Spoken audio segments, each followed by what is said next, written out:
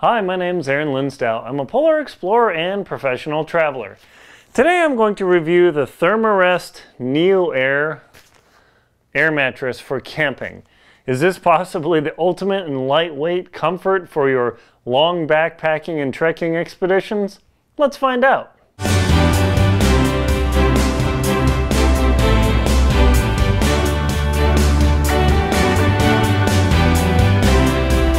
Is the Therm-a-Rest NeoAir air mattress possibly one of the best air mattresses on the market? Well, that's what I'm going to go about and discuss in this video today.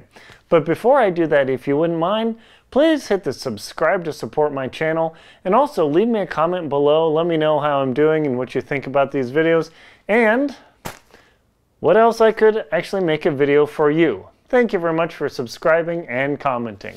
So this whole NeoAir air mattress, what's the big deal? And why should you use that versus this type of air mattress or anything else? Well, the challenge of air mattresses and backpacking and hiking is, unless you're really hardcore, you're going to need something to sleep on, because not a lot of us like sleeping on rocky ground or anything in misery. And I've used the Therm-a-Rest Xlite for a long time. It's actually, you can see the texture here on both the non-reflective side and the reflective side, and it does very well. However, sometimes I'm out there, I'm like, I really like to sleep on my side, and the Xlite does, it's okay, you can survive. So I was looking for something a little more comfortable, so when you're getting a little bit older, like, oh, I love trekking, but I would like a good night's sleep. And boom, I was in the store and I found this tiny little thing, the NeoAir, and I thought, wow, what a neat option. So what is it about this air mattress that I like? And I'll show you how it works and its size. So first, how much does this air mattress weigh and how big is it? So let me fire up my scale here and we will find out. Okay, so weighing now. Geez, that thing's light. So, whoops. Try again. All right, here we go. Messed up there. Okay, this air mattress comes in at a scant 8.9 ounces or 252 grams. That is crazy light. Now, this is the small size, so it's shorter. It's only a 3/4 body. So let me compare that against the Xlite that I like to call it. All right. The Xlite comes in at 10.7 ounces. Now you might say, what's the big deal? Well, 2 ounces. Look at it this way. The Xlite is 25% heavier than the NeoAir. You know, what does 25% weight reduction mean to you in backpacking and traveling? Yeah, if I could reduce my weight by 25%, you're not going to reduce your weight by 25% with huge single items. You're going to save your 25% in an ounce here and an ounce there, and it really adds up. So that's why I love this NeoAir air mattress. Now, people also describe it as, hey, this could actually fit inside of a Nalgene. Now, you can see my Nalgene here, and you can see my NeoAir. It's pretty comparable. Could I jam the Neo into here? Probably not. If I wanted to save space, maybe I could crunch it in, but you don't want to damage this thing because the fabric is tough, but it is not penetration proof, and I'll talk about that in a minute. Just to give you an idea how well this folds down, I'll measure this up, and you can see here, oops, guess that's upside down, sorry, that it's, I don't know, 4 inches wide, and how long? Once it's rolled up is 8 inches. So let me show you that way. There you go, 7, 8 inches. So it's substantially very small compared to anything else. I mean, compare this and this. Now, this is ultimately tough. It is invincible. I've seen people have bears chew on these. If a bear chews on this, you're going to be sleeping on rocky ground for your trek. If a bear chews on this, you have an interesting story. So also, this thing is so light, the NeoAir is so light, then in a 1 liter, let me see if I can see the label there, in a 1 liter, come on, there we go. In a 1 liter Sea to Summit bag, the smallest standard silicone nylon bag that Sea to Summit makes, you can very comfortably fit this pouch in there. Now, the reason I carry the NeoAir inside of the Sea to Summit bag is 1, it protects the NeoAir. 2, if I need an extra bag in a pinch, I've got it. Does that add a few more ounces? Yes, but you do need to protect the air mattress. So now I'm going to show you the process of filling it up. Now this bag is not meant for winter, okay? Because it doesn't come with a blow-up pouch or anything. You have to blow it up by using, you know, your good old chest there. And I'll unroll this thing completely. So one of the keys of airing this up efficiently is to flap it out, stretch it out, and here I'll get a little bit further back so you can see, and there you go. So it usually takes me about 20 breaths to get this done. So let's time it and see how long it takes. So 6 minutes, 43 seconds, go.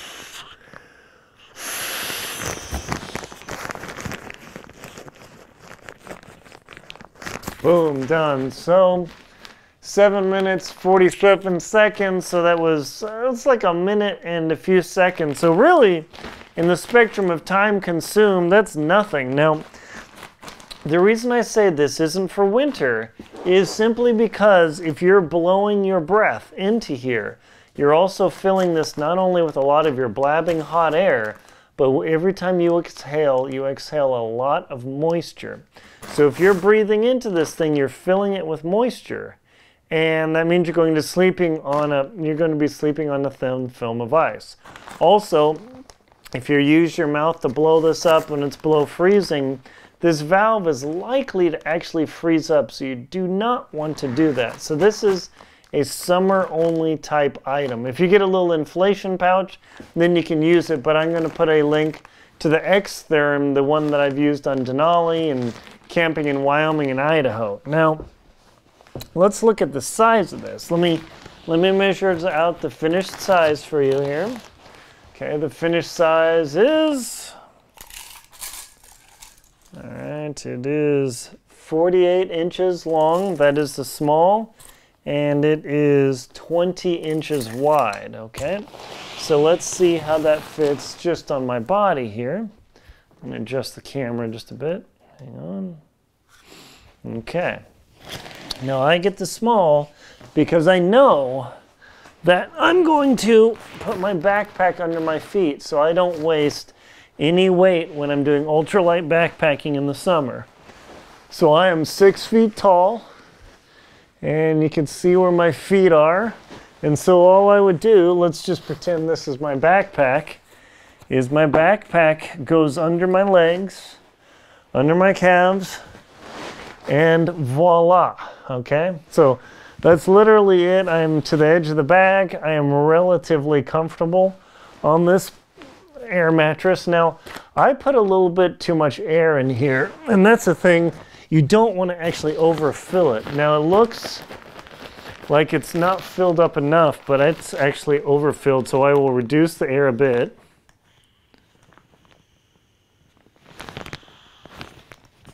Okay, so it feels even more mushy, and it looks mushy, But actually it's not, because when you lay on it, you actually will shape it up so you actually don't need to blow this thing all the way up. And you can see when I sleep on my side, my shoulder goes in. I could probably lose a tiny bit more air.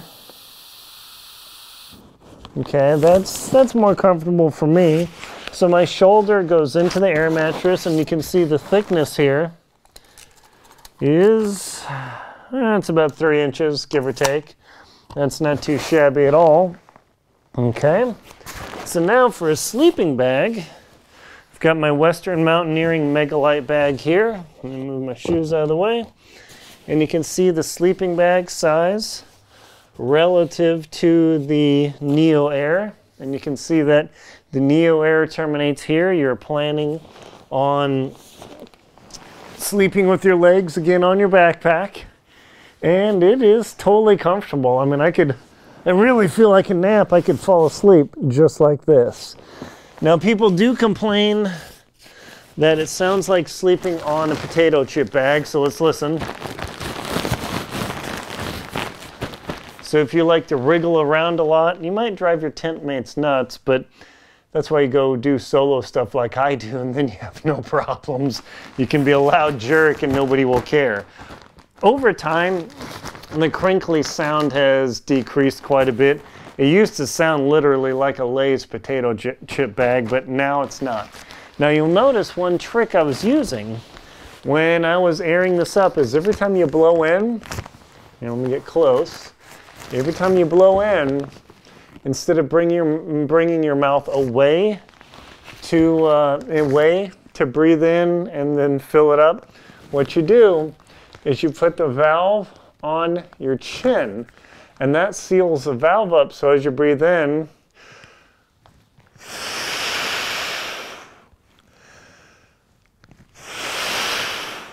and that dramatically increases the efficiency of how quickly you can air this up. You saw it took me a minute and a few seconds to air up.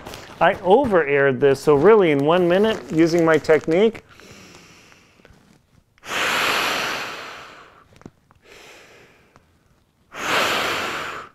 you can air this up in less than a minute, and you can see I leave quite a bit of air out, because if you overfill it, you tend to lay on it and you'll actually roll off, and it's kind of annoying. So that's a thing. But also you don't want to put too little air in it, because at night that hot air that you put in there from your lungs, as it cools down, hot air shrinks when it cools down, so your air mattress will lose some air. So there's a little bit of fiddling and magic in there.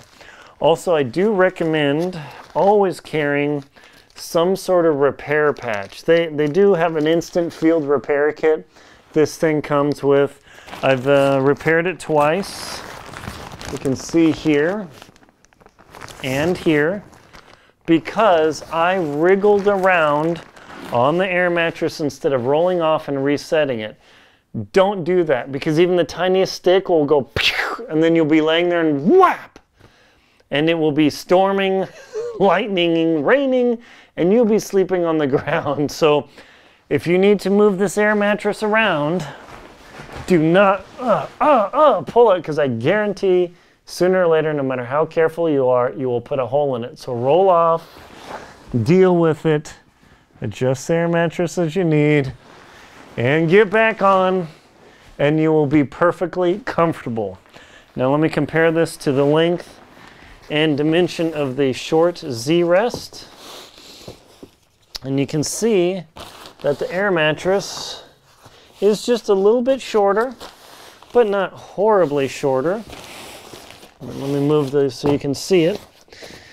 I mean, they're super comparable in size, so your butt will go right here, your head goes to the top, but you can see the thickness difference and how much more comfort this allows you versus the Z-Rest. Now, again, I wouldn't use the sole on a winter camping trip ever, but boy, in the summer and then the 3 seasons, this thing is freaking awesome. So you have that. If you have, in a pinch, you can't afford the X-Therm, you can always put the Z-Rest on the air mattress, and now I am completely insulated from the ground. If I had a way to air this up without blowing my hot air into it, maybe a little pump sort of deal with a bag, you could use this on a cold weather camp. The insulation, this has almost no insulation value, just a R or two, but this combo is incredible. So I can't recommend this bag enough. I've used this for years. The Therm-a-Rest repair kit, you get alcohol and all this junk. What I do is I get scabs or stick-on bike repair, little repair patches for your bike tire.